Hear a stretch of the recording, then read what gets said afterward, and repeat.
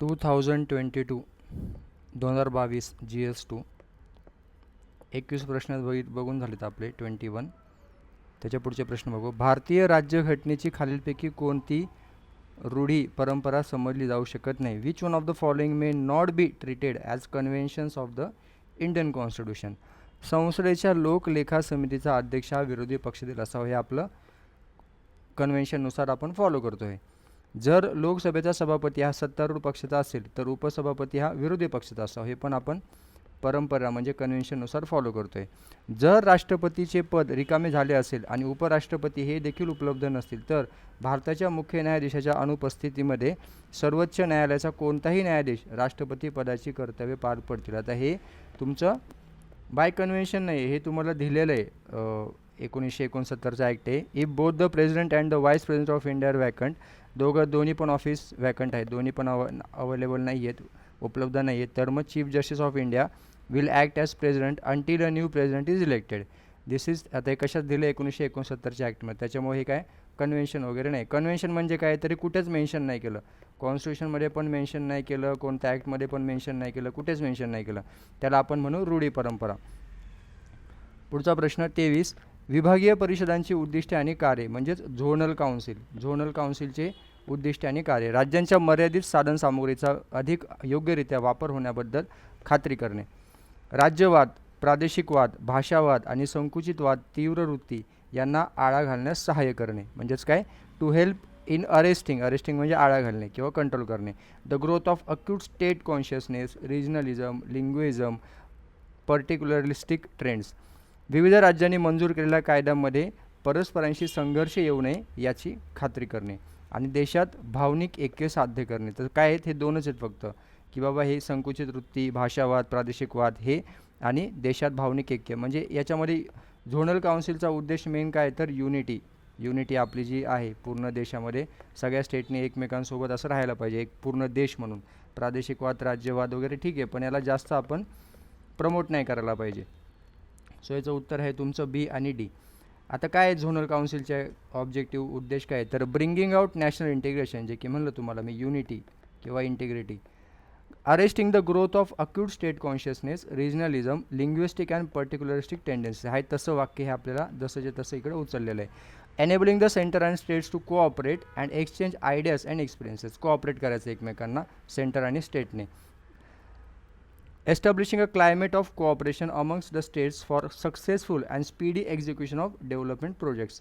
तो काय मेन तर तुमचं कोऑपरेशनचं डेव्हलपमेंट प्रोजेक्टसाठी. सो कोऑपरेशन हा शब्द कीवर्ड आहे आणि काय इंटिग्रेशन, नॅशनल इंटिग्रेशन, भावनिक ऐक्य वगैरे, तो हे आपल्याला साधायचं. झोनल काउन्सिल आपली 1956च्या ॲक्टनुसार स्थापन झालेले आहेत. त्याचा चेअरमॅन जो असतो तो युनियन होम मिनिस्टर असतो, गृहमंत्री असतो. बाकी व्हाईस चेअरमन जो असतो तो रोटेशन बेसिसवर असतो, एक वर्षाला CM असतात नाही का त्या वेगवेगळ्या राज्याचे. ही स्टॅच्युटरी बॉडी आहे का, कारण ही 1956च्या कायद्यानुसार आलेली आहे. फोस्टर कोऑपरेटिव्ह फेडरलिझम नाही का, आपल्याला कोऑपरेटिव्ह फेडरलिझम सहकारी संघराज्य हे आपल्याला प्रमोट करायचं आहे. पुढचा प्रश्न बघा 24. खालीलपैकी कोणत्या खंडात जगातील सर्वात अधिक धर्मनिरपेक्ष राज्य, सगळ्यात जास्त सेक्युलर स्टेट्स कोणत्या खंडामध्ये आहेत? सो आफ्रिकेमध्ये 27 आहेत बघा, युरोपमध्ये 33 आहेत, जे आपलं उत्तर आहे.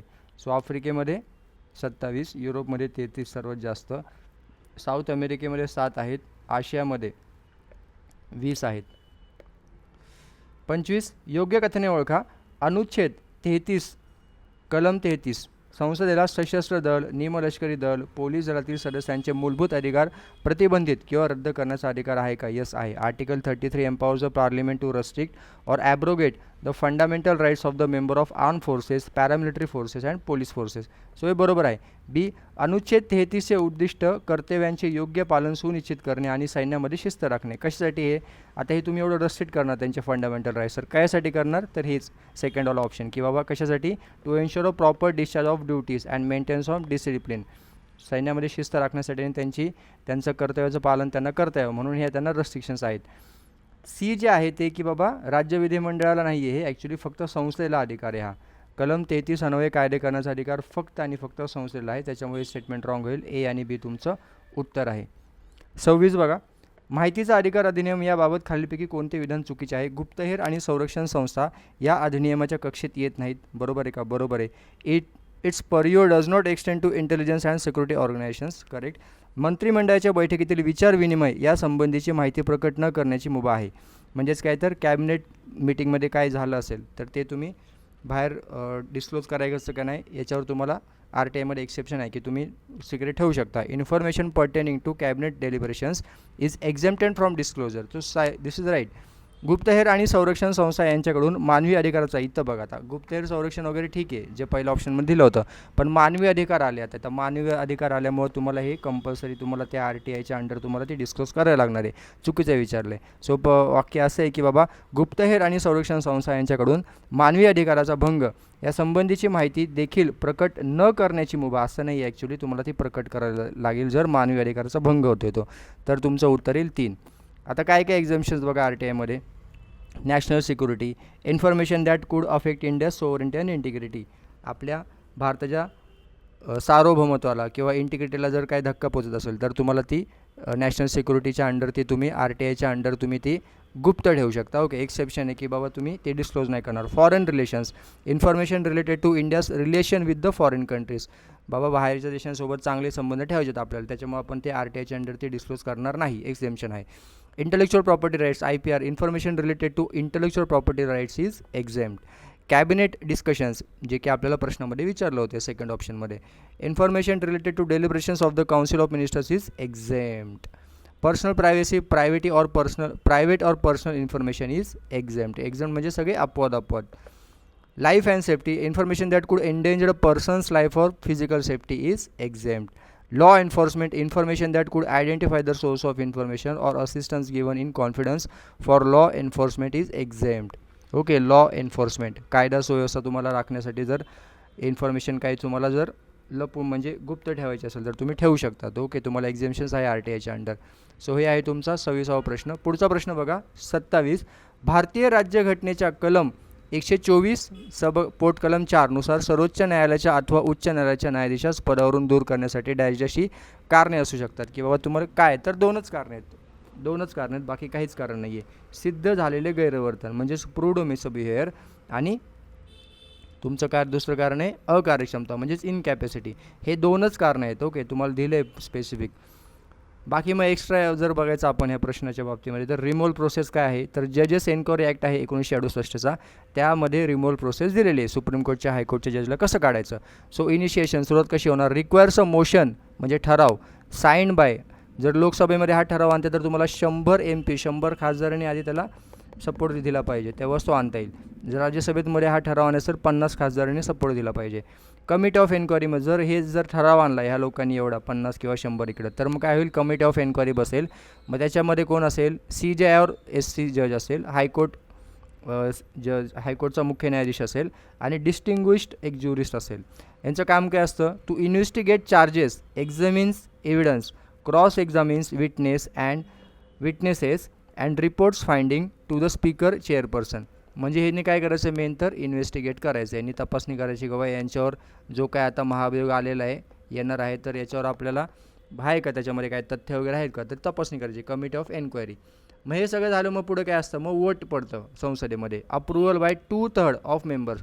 जर 2/3 लोकांनी जर त्याच्यामध्ये मतदान केलं की नको आम्हाला हे काढून टाकायचं सुप्रीम कोर्टचा जज किंवा हायकोर्टचा जज, ते पण कोणते 2/3 तर प्रेझेंट आणि वोटिंग आणि 50% ऑफ टोटल मेंबरशिप. म्हणजे तुमच्या हाऊसमध्ये जेवढे लोक आहेत फॉर एक्झाम्पल 500 लोक आहेत तर त्याचे 50% तिथं हजर पाहिजे. ओके. सॉरी 50%च्या अबोव पाहिजे म्हणजे 250+ तर पाहिजेच. ठीक आहे. आणि दुसरं काय पाहिजे तुमचे 2/3 ऑफ मेंबर्स प्रेझेंट आणि वोटिंग पण पाहिजे. सो जेवढे प्रेझेंट आणि वोटिंग त्यातले 2/3 पाहिजेत तेव्हा, आणि ते पण दोन वेगवेगळ्या हाऊसेसचे, तेव्हा हे अप्रूव्ह होईल. इफ बोथ हाऊसेस ॲग्री मग प्रेसिडेंट काय करेल मग रिमूव्हल ऑर्डर काढेल की बाबा काढून टाका. हे दोन्ही हाऊस म्हणते 2/3 2/3 बहुमताने. Termination of proceedings if the committees find no guilt. आता ही जी आपण कमिटी अपॉइंट केली होती हे जर म्हणले की हे जे आरोप केलेत हे काही कामाचे नाही आहेत, आम्हाला काही पुरावा बिरावा काहीच भेटला नाही, तर मग काय होईल टर्मिनेशन ऑफ प्रोसिडिंग की बाबा हे थांबवा महाभियोग, आता काय गरज नाही याची. Uniformity process is identical for supreme court high court. म्हणजे सुप्रीम कोर्टचा जज असो हायकोर्टचा जज असो सेमच प्रोसेस आहे महाभियोगाची, वेगळी काही नाही आहे. आता आर्टिकल 124(4) जे आपण बघितलं आणि हे आर्टिकल 218 हे हायकोर्टच्या जजबद्दल आणि हे आहे तुमचं सुप्रीम कोर्टच्या जजबद्दल. प्रोव्हाइड्स द लीगल बेसिस, म्हणजे ह्या आर्टिकलमध्ये तुम्हाला कॉन्स्टिट्युशनल बेसिस भेटतं की बाबा कसं काढायचं काय काढायचं. सो क्रायटेरिया काय आहे, रिमूव्हल इज परमिटेड ओनली, हा जो आपल्याला प्रश्न विचारला आहे फक्त प्रूव्ड मिसबिहेवियर आणि इनकॅपॅसिटी ह्या दोनच कारणाखाली तुम्ही त्यांना काढू शकता जे प्रश्नामध्ये विचारले, प्रूव्ड मिसबिहेवियर आणि incapacity. The constitution does not use the word, आता हे सगळ्यात मेन आहे की बाबा इम्पिचमेंट हा शब्द राज्यघटनेमध्ये दिला आहे का, तर नाही दिला. ठीक आहे, हा प्रश्न येऊ शकतो. तर इम्पिचमेंट महाभियोग हा शब्द राज्यघटनेमध्ये दिलेला नाही आहे, महत्त्वाची फॅक्ट आहे. पुढं बघा रिमूव्हल आहे पण महाभियोग नाही आहे. 28वा प्रश्न बघा, खालीलपैकी कोणते विधान चुकीचे आहे. न्यायालयीन पुनर्विलोकन हा शब्दप्रयोग भारतीय राज्यघटनेमध्ये कुठे जसं मी तुम्हाला आधी म्हणलं होतं की नाही शब्द आला की आपल्याला नीट तिथं राज्यघटनेचा अभ्यास करताना नाही जिथं भेटेल ते आपल्याला नीट व्यवस्थित लक्षात ठेवायचं, कारण तिथं क्वेश्चन फ्रेमच होत आहेत. भारतातील सर्वोच्च न्यायालयाला न्यायिक पुनर्विलोकनाचा अधिकार राज्यघटनेकडून मिळालेला आहे. यस, मिळालेला आहे. अमेरिकेतील सर्वोच्च न्यायालयाला न्यायिक पुनर्विलोकनाचा अधिकार राज्यघटनेकडून मिळाला आहे का, तर नाही मिळाला. तो ॲक्च्युली एक खटला होता, कोणता, मॅडिसन विरुद्ध मार्बरी ह्या खटल्यामध्ये ते आलेले. आणि चौथं, जपानच्या सर्वोच्च न्यायालयाला न्यायिक पुनर्विलोकनाचा अधिकार प्रत्यक्ष राज्यघटनेकडून मिळाला. सो एक्झॅक्ट उलटं, अमेरिकेमध्ये अधिकार मिळाला नाही राज्यघटनेकडून, पण जपानला भेटलेला आहे राज्यघटनेकडून, इव्हन भारताला पण भेटलेला आहे. सर भारताला कशामुळे भेटलेलं, तर हे बघा कलम जे आहेत इनडायरेक्टली त्याच्यामध्ये उल्लेख आहे. कलम 13, 32, 136, 142, 147, 226. ओके, न्यायिक पुनर्विलोकन असा शब्द संविधानात नसला तरी सर्वोच्च न्यायालयाला हा अधिकार आहे असे अनेक कलमामधून स्पष्ट होते, ह्या कलमामधून स्पष्ट होतं. आणि जे अमेरिकेच्या बाबतीमध्ये आहे ते काय आहे, तर अमेरिकेत मॅडिसन विरुद्ध मार्बरी हा एक खटला होता. या खटल्याच्या निमित्ताने न्यायिक पुनर्विलोकनाचे तत्त्व मान्य केले गेले. भारतात मात्र संविधानामध्येच न्यायिक पुनर्विलोकनाचे तत्त्व आहे, आपल्याकडे संविधानामध्येच आहे. ह्या त्यामुळे संसदेने किंवा विधानसभेने पारित केलेले कायदे वैध आहेत की नाहीत हे ठरवण्याचा अधिकार सर्वोच्च किंवा उच्च न्यायालयाला आहे. एवढंच नव्हे तर सर्वोच्च न्यायालयाला असलेला हा अधिकार संविधानाचा पायाभूत, आता हे काय बेसिक स्ट्रक्चरचा भाग आहे असं कोण म्हणलं, केशवानंद भारती खटला. आपल्याला 50 वर्षे पूर्ण झालेत, प्रश्न येऊ शकतो परत, 2 वर्ष झाले प्रश्न येतोच आहे, अजून येऊ शकतो, सांगितले गेले आहे. त्यामुळे न्यायालयाकडे हा अधिकार नाकारता येत नाही. सो आपल्याला काय याच्यामध्ये लक्षात ठेवायचं की बाबा आपल्या राज्यघटनेमध्ये शब्दप्रयोग कुठं तुम्हाला आढळणार नाही न्यायिक पुनर्विलोकनाचा. भारताच्या न्यायालयांना राज्यघटनेकडून अधिकार भेटलेला आहे. जपानच्या पण न्यायालयांना राज्यघटनेकडून अधिकार भेटला, त्यांच्या पण US ला नाही भेटला. ओके, त्यांच्या खटल्याचं नाव लक्षात ठेवा, मॅडिसन विरुद्ध मार्बरी 1803चा खटला आहे. पुढचा प्रश्न बघा 29, महादायी जल विवाद न्यायाधिकरण 2010 मध्ये खालीलपैकी कोणत्या राज्यांचा समावेश आहे, तर 3च राज्य आहेत. हे बघा महादायीचे आपले गोवा, कर्नाटक, महाराष्ट्र. ठीक आहे, सो गोवा, महाराष्ट्र आणि कर्नाटक हे 3 आहेत. सो उत्तर येईल तुमचं AB. आता हे सगळे तुम्हाला पाठच पाहिजेत. ठीक आहे, गोदावरी, महाराष्ट्र, आंध्र, कर्नाटक, मध्य प्रदेश, ओडिशा. बघा कसं लक्षात ठेवता तुम्ही, पण तुम्हाला पाठच पाहिजेत. कृष्ण ॲटलिस्ट महाराष्ट्र आपलं जिथं आहे ते तरी पाठच पाहिजेत. हे बघा महाराष्ट्र आणि महाराष्ट्र. सो तुम्हाला 5 तुम्हाला लक्षात ठेवावं लागतील dispute tribunals. So Godavari, Maharashtra, Andhra, Karnataka, Madhya Pradesh, Odisha. Krishna, Maharashtra, Andhra, Karnataka. Narmada, Rajasthan, Madhya Pradesh, Gujarat, Maharashtra. Ravi, Beas water tribunal, Punjab, Haryana, Rajasthan वरती. Kaveri water dispute tribunal, Kerala, Karnataka, Tamil Nadu, Puducherry. Krishna water dispute tribunal, Karnataka, Telangana, Andhra Pradesh, Maharashtra. Vansadhara water dispute tribunal, Andhra Pradesh, Odisha. Mahadayi water dispute tribunal, Goa, Karnataka, Maharashtra. So काय विषय आहे बघा, हे तुमची महादायी रिव्हर जी आहे ही अशी चाललेली आहे. ही महादायी रिव्हर, ठीक आहे, अशी चाललेली आहे. गोवा बघा, गोवा काय म्हणतात, the government is opposing the diversion as the Mahadayi meets the drinking water needs of 43% of its people. गोवामध्ये 43% लोकांचं पाण्याची गरज ही, पिण्याच्या पाण्याची गरज ही महादायी रिव्हर भागवते. ओके, आता विषय काय झालेला आहे, तर महाराष्ट्र बघा, महाराष्ट्र काय म्हणते, it has proposed a dam at the Virdi village in Sindhudurg district for which it will divert Kattika Nala which flows into Haltara नाला अनदर ट्रिब्युटरी ऑफ महादायी. म्हणजे हे थोडंसं काय करायचं, तिथं त्यांना नाला काढायचा आहे महाराष्ट्राला. ओके, कालवा वगैरे टाईप असं काढायचं आहे, म्हणजे तिथून थोडं पाणी घ्यायचं आहे. हे बघा असं. ओके, इकडं. आणि दुसरं कर्नाटक काय म्हणतं, its plea to divert the water of Mahadayi was rejected by the Mahadayi water dispute tribunal. आता कर्नाटक म्हणते की आम्हाला पण थोडं पाणी द्या. ठीक आहे, असा विषय. आणि कन्फ्लिक्ट एरिया काय आहे तर the district of Dharwad, Gadag and Belagavi complain there is an acute shortage of water for drinking and irrigation. So ते म्हणतात की आम्हाला इकडं पाण्याला प्यायला प्रॉब्लेम आहे, तर पाणी द्यायला पाहिजे तुम्ही. हा कन्फ्लिक्ट एरिया आहे. सो त्याच्यामुळं इकडं तुमचं थोडं डिस्प्यूट आहे. हे बघा, controversial water diversion plan under the Kalasa Banduri project the Karnataka government has propose dams and canals to divert Mahadayi water. Kalasa Banduri हा बघा बांदुरा डॅम आणि कालसा नाला. सो कर्नाटक गव्हर्नमेंट हे थोडं पाणी वळवायचा प्रयत्न करते त्यांना पाण्याची गरज भागवण्यासाठी. कुठं तर धारवाड, गाडग आणि बेळगावी ह्या भागामध्ये. सो त्याच्यामुळे हा तुमचा डिस्प्यूट ट्रिब्युनल आहे. महाराष्ट्र पण थोडंसं जरा सिंधुदुर्गकडं वळायचा प्रयत्न करते. So Mahadayi water dispute tribunal Karnataka, Goa आणि महाराष्ट्र. मेन तुमचं गोवामध्ये जास्त ती नदी आहे. 30 बघा, खालीलपैकी कोणती शिफारस राज्य मंडाळ समितीने केली आहे? आंतरराज्य परिषदेची स्थापना करण्यात यावी, करा. वित्त आयोग कायमस्वरूपी करा. अखिल भारतीय सेवा रद्द करा, हे पण बरोबर आहे. तर राज्यसभेला लोकसभे एवढे समान अधिकार द्यावेत अशी काही शिफारस त्यांनी केलेली नाही. उत्तर तुमचं 4 आहे. हे बघा राजमन्नार येथे. सो राजमन्नार कमिशन काय म्हणलं? And interstate council should be set up immediately. Interstate council आंतरराज्य परिषद जी आहे आता. Finance commission should be made a permanent body. Planning commission should be disbanded and its place should be taken by statutory. आता नीती आहे आपलं, स्टॅच्युरी नाही आहे पण आलं आहे. ओके, प्लॅनिंग कमिशन डिसबँड केलंच आहे, नीती आलेलं आहे. Articles 356, 357, 365 dealing with president rules should be totally omitted, म्हणजे काढून टाका हे डायरेक्ट. 356, 357, 365. म्हणजे इथं काय होते, केंद्राकडे जास्त पॉवर जाते ना, तर ते म्हणतात की राजमन्नार कमिटीचं एवढंच एक तुम्हाला जर लक्षात नाही राहिलं तर फक्त एक बेसिक लक्षात ठेवा की बऱ्यापैकी यांनी स्टेटला सपोर्ट केला. ओके, केंद्राला थोडं स्टेटला बळकट करणं आणि केंद्राला थोडं केंद्राची पॉवर थोडी कमी करणं. ओके, याच्यावर जास्त भर दिला. जसं ऑल इंडिया सर्व्हिस ॲबॉलिश करा, कारण ऑल इंडिया सर्व्हिसचा कंट्रोल सेंट्रल गव्हर्नमेंटकडेच आहे. सो असंच, किंवा मग हे झालं तुमचे आणीबाणीचे articles. The provision that the state ministry holds office during the pleasure of the governor should be omitted. हे पण काढून टाका. प्रोव्हिजन दॅट स्टेट मिनिस्ट्री तुमचं राज्य मंत्रिमंडळ होल्ड्स ऑफिस ड्युरिंग, जेव्हा तुमचा governor during the pleasure of the governor should be omitted. म्हणजे गव्हर्नरच्या मर्जीनुसार चालतं ना, गव्हर्नर शपथ वगैरे देतो किंवा काढायचं असेल तर गव्हर्नर काढतो, तर ही काढून टाका म्हणतो ही प्रोव्हिजन पण. म्हणजे गव्हर्नरची पॉवर कमी करा असं.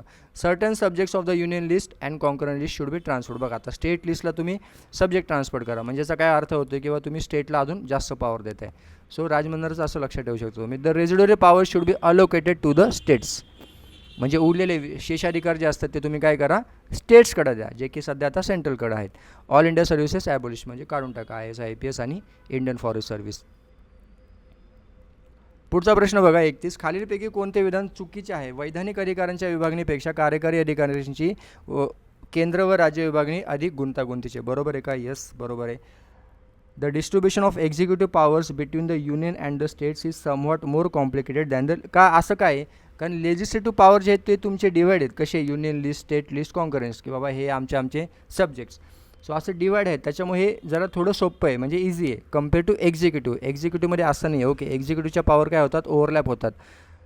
Executive power can overlap and require interpretation based on situation often leading to complexities. तो कार्यकारी अधिकारी जे ओव्हरलॅप होतात, पण लेजिस्लेटिव्हमध्ये डायरेक्ट तुम्हाला लिस्ट देऊन टाकलं 7व्या शेड्यूलमध्ये, किंवा union list, state list, concurrent list. त्याच्यामुळे पहिले स्टेटमेंट बरोबर आहे. Second, the union has the power to give directions to the state governments to ensure the development of the Hindi language. केंद्र सरकार स्टेट गव्हर्नमेंटला बोलू शकतं की आपल्याला हिंदी लँग्वेज डेव्हलप करायची, प्रमोट करायचं. तर हे बरोबर आहे, 351 आर्टिकलमध्ये दिलेलं आहे असं. As regards the legislative powers it is not competent for the union and the state to encroach upon each others exclusive jurisdiction by mutual consent, but this is possible as regards executive power. म्हणजेच काय, वैधानिक अधिकारांबाबत केंद्र आणि राज्य यांनी एकमेकांच्या संमतीने एकमेकांच्या निवडक एक्सक्लुझिव्ह अधिकार क्षेत्रावर अतिक्रमण करणे योग्य नाही, परंतु हेच कार्यकारी अधिकारांबाबत शक्य आहे. की बाबा लेजिस्लेटिव्ह पॉवर म्हणजेच वैधानिक अधिकारांबाबत हे म्हणजे असं होत नाही. ओके, म्हणजे खूप रेअरली होतं झालं तर, पण असं एक्सक्लुझिव्हमध्ये सर्राम होतं. ओके, हे अधिकारांबाबत शक्य आहे एक्सक्लुझिव्ह. तो सगळे बरोबर आहेत तुमचे.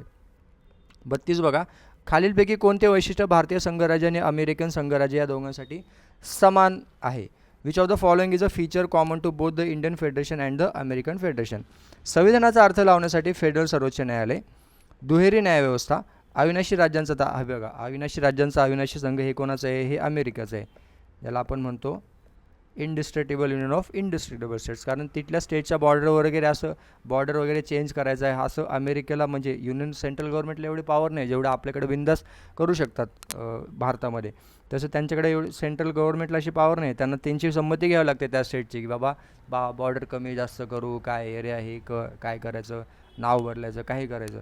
पण तसं आपल्याकडे नाही, आपलं सेंट्रल गव्हर्नमेंटला जे वाटेल ते करू शकतं असतो. त्याच्यामुळे अविनाशी राज्यांचा अविनाशी संघ हे अमेरिकेसाठी आहे. आपला काय आहे तर आपला विनाशी राज्यांचा अविनाशी संघ म्हणजेच इनडिस्ट्रिक्टेबल युनियन ऑफ डिस्ट्रिक्टेबल स्टेट्स, एकात्मिक निवडणूक यंत्रणा. सो आपल्याकडं तसं नाही, आपल्याकडं काय आहे, आपल्याकडं एकात्मिक आहे पण अमेरिकेकडं कसं आहे, अमेरिकेकडं डिसेंट्रलाइज्ड आहे, म्हणजे त्या प्रत्येक राज्याचं वेगळी निवडणूक यंत्रणा आहे. आणि ज्युडिशियल सिस्टीम दुहेरी न्यायव्यवस्था असं आहे का नाही आपल्याला आता बघा. अमेरिकेची कशी आहे, सिंगल आणि इंटिग्रेटेड, एकेरी आणि एकात्मिक, ॲडॉप्टेड फ्रॉम 1935च्या कायद्यावरून घेतलेले, एन्फोर्सेस सेंट्रल आणि स्टेट लॉ. अमेरिकेमध्ये कशी आहे, डबल, ही दुहेरी आहे. The state federal laws are enforce by the federal judiciary and the state laws are enforce by state judiciary. मग त्या दोघांचे वेगवेगळे लॉ त्यांचेच ज्युडिशरी एन्फोर्स करतात. म्हणजे सेंट्रल गव्हर्नमेंटचे जे म्हणजे पूर्ण USA जे लॉ असतील ते USA एन्फोर्स करेल आणि फक्त त्या स्टेटचं जर असेल तर त्या स्टेटचेच ज्युडिशरी ते लॉ एन्फोर्स करेल. त्याच्यामुळे ही झाली तुमची डबल दुहेरी ज्युडिशरी जी USAमध्ये. पण आपल्याकडे तसं नाही, आपल्याकडे कशी इंटिग्रेटेड आहे, सिंगल आणि इंटिग्रेटेड, किंवा आपले जिल्हा न्यायालय आहे, नंतर मग हायकोर्ट आहे, मग सुप्रीम कोर्ट आहे, ही इंटिग्रेटेड, याला इंटिग्रेटेड म्हणतो आपण, सिंगल ज्युडिशरी. ओरिजिनल ज्युरिडिक्शन जे आहे ते इंडियाचं कसं आहे तर कन्फाईन टू फेडरल केसेस, आणि अमेरिकेचं कसं आहे, covers not only federal cases but also cases relating to naval forces, maritime activities, ambassadors, constitutional cases only. So हा तुमचा 32वा प्रश्न. सर्वोच्च न्यायालयातील न्यायाधीशाबाबत अयोग्य कथन ओळखा. वयाची 65 वर्ष पूर्ण होईपर्यंत ते पद धारण करतात, बरोबर आहे. ते राष्ट्रपतींना पत्र लिहून आपल्या पदाचा राजीनामा देऊ शकतात, बरोबर आहे. लोकसभेच्या शिफारसूनुसार आहे का नाही, तर कोण पाहिजे तुम्हाला, लोकसभा राज्यसभा दोन्ही पण पाहिजे. आपण आधीच वाचलं होतं 2/3 बहुमत पाहिजे. तर त्याच्यामुळं फक्त लोकसभा नाही, इथं उडलं 3. 100 सदस्यांच्या लोकसभेबाबत आणि 50 सदस्यांच्या राज्यसभेबाबत स्वाक्षरीने सर्वोच्च न्यायालयाच्या न्यायाधीशांना पदच्युतीचा ठराव अध्यक्षांना सभापतींना दिला जातो. सो हे आपण आधीच पाहिलं होतं. इथं बघा, जेव्हा तुम्हाला लोकसभेतून 100 आणि राज्यसभेतून 50 या दोघांपैकी कोणतंही जिथं तिथं जो ठराव इंट्रोड्यूस होईल तिथं त्या हिशोबाने पाहिजे. सो त्याच्यामुळे हे पण बरोबर आहे, फक्त हे तिसरं रॉंग आहे. 34 बघा, राज्यसूचीमध्ये समाविष्ट असलेल्या विषयाबाबत संसदेला अधिकार आहे. खालीलपैकी कोणताच कायदा संसदेने 2 किंवा अधिक घटक राज्यांच्या संमतीशिवाय मंजूर केला. सो बक्षीस स्पर्धा कायदा म्हणजेच प्राईज कॉम्पिटिशन ॲक्ट किंवा अर्बन लँड ॲक्ट 1976 आणि वॉटर ॲक्ट 1974. आता हे सगळे सब्जेक्ट जे आहेत तुमचं, प्राईज कॉम्पिटिशन म्हणजे काय, याला आपण बेटिंग गॅम्बलिंगमध्ये पकडू, अर्बन लँड हे अर्बन लँडमध्ये, आणि वॉटर हे सगळे तुमचे स्टेट लिस्टमध्ये येतात. तरी पण मग ह्या स्टेट लिस्टमध्ये असल्यामुळे काय केलं, मग काही 4-5 स्टेटनी विनंती केली पार्लमेंटला की बाबा हे तुम्ही करा, कायदे करा. सो त्यांनी केलं. मग हे प्रोव्हिजन आहेत तशी आर्टिकल 253मध्ये काय प्रोव्हिजन आहे, the constitution of India gives the parliament the power to make laws for implementing 252मध्ये provides for the power of parliament to legislate for 2 or more states by consent and adoption of such legislation by any other state. म्हणजे की बाबा 2 किंवा त्यापेक्षा जास्त राज्य पार्लिमेंटला असं बोलू शकतात की बाबा हे आमचे स्टेट लिस्टमधले सब्जेक्ट आहेत, पण तुम्ही याच्यावर कायदा बनवा. ओके, तुम्हाला जास्त कळतं, तुम्ही हुशार आहेत खूप, सो तुम्ही याच्यावर कायदा बनवा. ओके, आणि त्यांनी कायदा बनवलं मग बाकीचे स्टेट्स पण तो कायदा लागू करू शकतात. सो हे 252मध्ये प्रोव्हिजन आहे, त्यानुसार आपले हे 3 आलेले आहेत. म्हणजे अजून बरेच आलेत पण हे 3 इथं दिलेत प्रश्नामध्ये. आणि हा जो आहे हा तुमचा 253नुसार आला आहे, अँटी हायजेकिंग. का तर आर्टिकल 253 काय आहे, 253 सांगतं की constitution of India gives the parliament the power to make laws for implementing international agreements. International agreement जे असतात आंतरराष्ट्रीय करार, ते इम्प्लिमेंट करण्यासाठी जर कोण करणार तर पार्लिमेंट करणार. This includes treaties, agreements, conventions, decisions made at international conferences. इकडं आपण जे काही निर्णय घेतले असतील, काय केलं असेल तर ते इम्प्लिमेंट करण्यासाठी पार्लमेंट लॉ बनवू शकते. मग तो विषय स्टेट लिस्टमध्ये असो किंवा कुठंच नसो, ओके, तर ते करू शकतात. तर अँटी हायजॅकिंग नाही का, एअरक्राफ्ट वगैरे हायजॅक करतात बघा, सो हे त्यासाठी हा ॲक्ट आहे जो 2016मध्ये परत हे झालेलं आहे, म्हणजे चेंज झालेलं आहे. सो लक्षात ठेवा, अँटी हायजॅकिंग 253च्या अंडर आलेत, ज्याच्यामध्ये तुम्हाला कोणाची गरज नाही. ओके, पार्लिमेंटला स्टेटने रिक्वेस्ट करायची काही गरज नाही, काय नाही, त्यांचं ते करू शकतात. Okay, not enacted with the consent of 2 or more state. Not enacted म्हणजे काही गरज नाही, त्यांचं त्यांनी केलेलं आहे. 35 बघा, खालील विधाने विचारात घ्या. अनुच्छेद 361 अनुसार राज्यपाल आपल्या पदाच्या अधिकारांच्या वापराबद्दल आणि कर्तव्यांच्या पालनाबद्दल केलेल्या कृतीबद्दल कोणत्याही न्यायालयास उत्तरदायी असणार नाही. बरोबर आहे. राज्यपाल आपल्या पदावर जोपर्यंत आहे तोपर्यंत त्याच्या विरुद्ध कोणत्याही स्वरूपाची फौजदारी कारवाई करता येणार नाही अथवा चालू ठेवता येणार नाही. So this is also correct. राष्ट्रपती पद हे कार्यात्मकतेपेक्षा समारंभात्मक आहे. ओके, कम्पेअर जर केलं गव्हर्नर आणि राज्यपाल तर बऱ्यापैकी राज्यपालाकडे पॉवर आहेत, जास्त आहेत, परंतु राज्यपाल पद हे समारंभात्मक त्याचप्रमाणे कार्यात्मक देखील आहे. आता कोश्यारीने बघितलं ना आपण किती पॉवरफुल असतं. कोश्यारीने बघा ते विधान परिषदेवर जे घेतात लोक ते पण नाही घेतले जेव्हा उद्धव ठाकरेंचं गव्हर्नमेंट होतं. ओके, का तर कोश्यारी सेंट्रल गव्हर्नमेंटचा माणूस, वरती मोदीचा माणूस, तो त्याला जे वाटलं तो म्हणलं मला वाटलं तर करेल. ओके, किती पॉवरफुल माणूस आहे बघा. आणि बरंच त्याला सिच्युएशनल डिस्क्रिप्शन म्हणजे बऱ्याच ठिकाणी त्याला विवेक अधिकार आहेत जे राष्ट्रपतीला नाहीत. त्याच्यामुळे हे राष्ट्रपतीपेक्षा राज्यपाल बऱ्यापैकी कार्यात्मक आहे पद. सो याच्यामध्ये काही एक्सप्लेनेशन द्यायची गरज नाही, तिन्ही पण बरोबर आहेत. 36 बघा, नाक. आता हा ॲक्च्युली सिलेबसमध्ये आपल्याला ओल्ड सिलेबसमध्ये होता पण आत्ता नाही आहे, हा आपल्याला GS3मध्ये आहे, तर म्हणून तो क्वेश्चन घेऊच आपण. सो नाक म्हणजे राष्ट्रीय मूल्यांकन व नॅक बोलतात त्याला. राष्ट्रीय मूल्यांकन व मान्यता परिषद संबंधात पुढील विधाने विचारात घ्या. नॅकची स्थापना 1994 साली झाली. बरोबर आहे. ती संविधानात्मक आहे का नाही, आपण कॉन्स्टिट्युशनल बॉडी नाहीच आहे ही, संविधानात्मक पण नाही आणि स्टॅच्युटरी पण नाही. ओके, वैधानिक पण नाही, कोणत्या कायद्यानुसार पण आली नाही आणि राज्यघटनेमध्ये पण नाही आहे. हे फक्त तुमची ऑटोनॉमस बॉडी आहे फक्त. तर काय लक्षात ठेवायचं तर फक्त एवढंच लक्षात ठेवा की बाबा स्वायत्त संस्था आहे आणि हिचं मुख्यालय जे नवी दिल्लीला नाही, हे कुठं आहे तर बँगलोरला आहे. सो असं वाटू शकतं की बाबा नवी दिल्ली नाही, बँगलोर आहे. हे GS3मध्ये विचारतात HRDमध्ये आपल्या. विद्यापीठ अनुदान आयोग तुला निधी देतो. बरोबर आहे. सर तुमचं उत्तर आहे A आणि C. पुढचा क्वेश्चन आपण पुढच्या व्हिडिओमध्ये बघू.